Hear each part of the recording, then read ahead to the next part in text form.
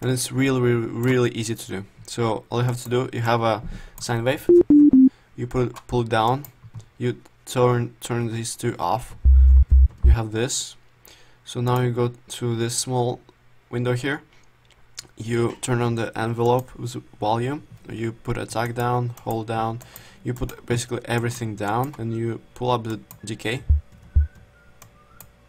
Okay, so this doesn't sound like a kick at all. So you go to pitch right here, you turn on the amplitude, or amount, modulation amount, it says right over here. So you turn down everything again, and then you turn up the decay a little bit. Here we go, you have a kick. Yay! So you adjust this decay time to whatever you like. Also, you can add like a little bit of life to a kick. You add this second oscillator, put a triangle, and pull it down. Now it's more more colorful. Maybe you can add a little bit of white noise with the third oscillator, but like very little, almost not hearable. Okay, so you add this kick to your mixer track.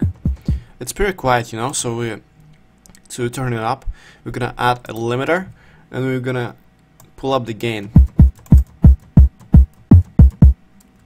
Yeah, now it's loud. Nice. Maybe I don't really like this sound. Let's turn this down. I don't really like the white noise. So we're gonna put this on every 4 steps, and here's our kick pattern. Oh my god, that sounds terrible. So to make it lower, you go here, and then you choose S6 as your bass note, just by right clicking on it. Oh yeah, that's better. So I'm gonna adjust a little bit here, maybe make it a little shorter, maybe shorten this down.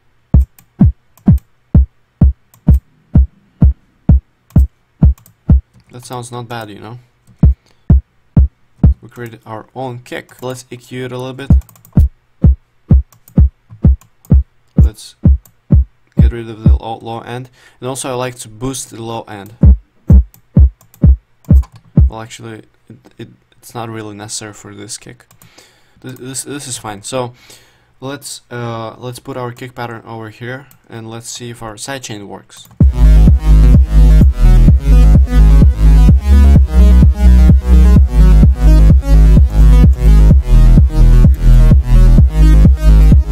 Okay, so I'm gonna pull down the release time of the sidechain.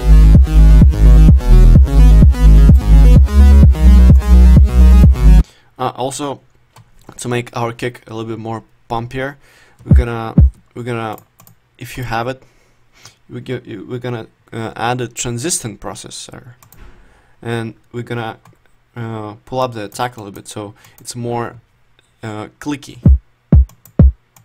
So you see this creates like a click in the beginning. You can also pull this down if you don't want this. So let's automate our parameter here. Here we're gonna have our clap and hi-hat come in. Create a nice little transition here. For the clap, I'm gonna use a sample. So I don't know. I'm just gonna put a random sample for now, but then I'm gonna adjust it, and I'm gonna use a random sample of hi-hat. Good. So let's now create our clap and hi-hats pattern. So we put our clap, this one, on every offbeat, and we put our hi-hat between every beat, kind of every beat and every offbeat, and we're gonna put our pattern over here.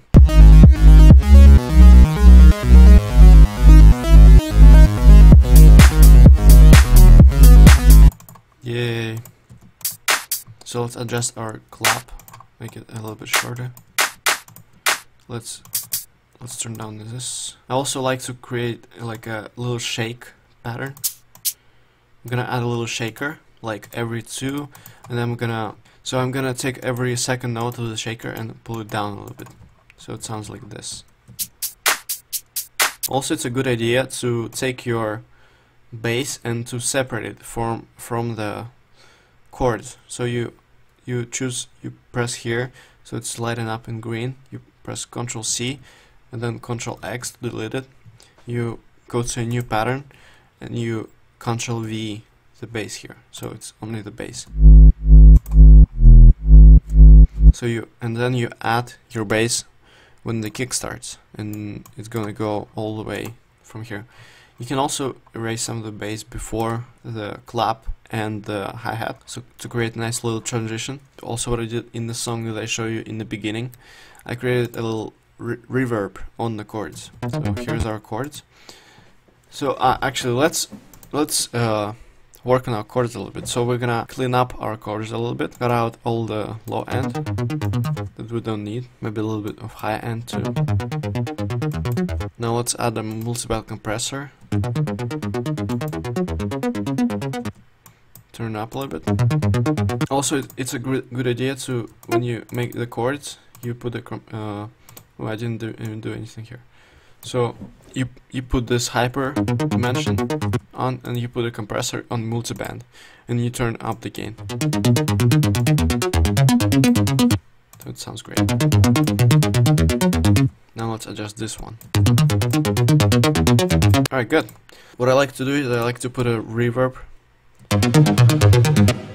Let's make it a little bit shorter, bigger, cut out the low end.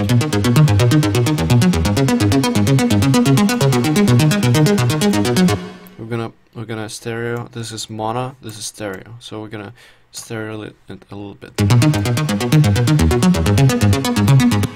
So what I like to do is I like to automate this dry knob, create automation clip.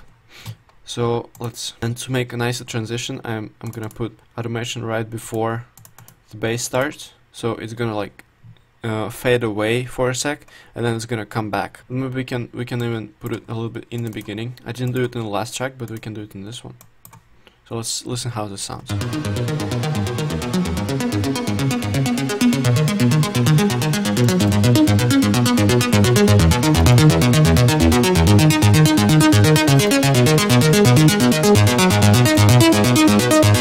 And let's listen how this sounds over here.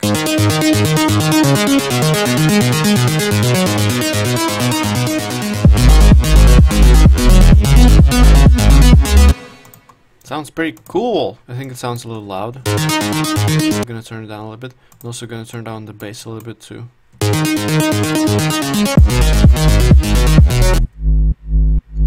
Let's clean up our bass a little bit. Also remove all the frequencies below 30, maybe 35.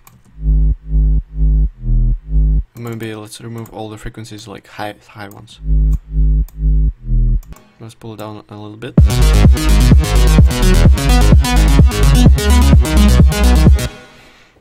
Alright, awesome. So, and let's listen how this sounds over here.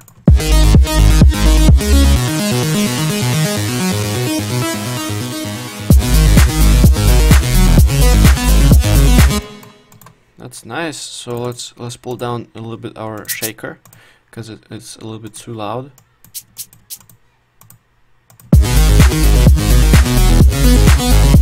What I like to do is I like to add some effects. So you can just find your favorite effects, and I'm going to show you how to make your own effects, like the white noise effects. So you're gonna go to 3.0x. You're gonna turn all those down. You have only this, and you're gonna put the white noise. That sounds pretty terrible. So you're gonna go over here, and you're gonna do maybe LP.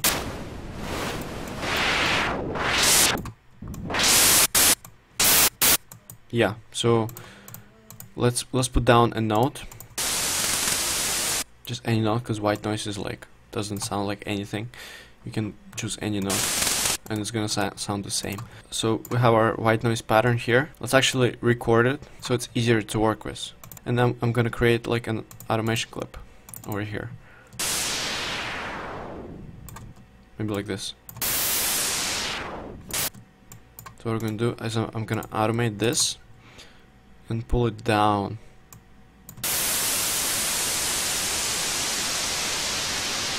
Here, and it's so easy to create a nice white noise effect with like without any you know, sample packs and whatsoever.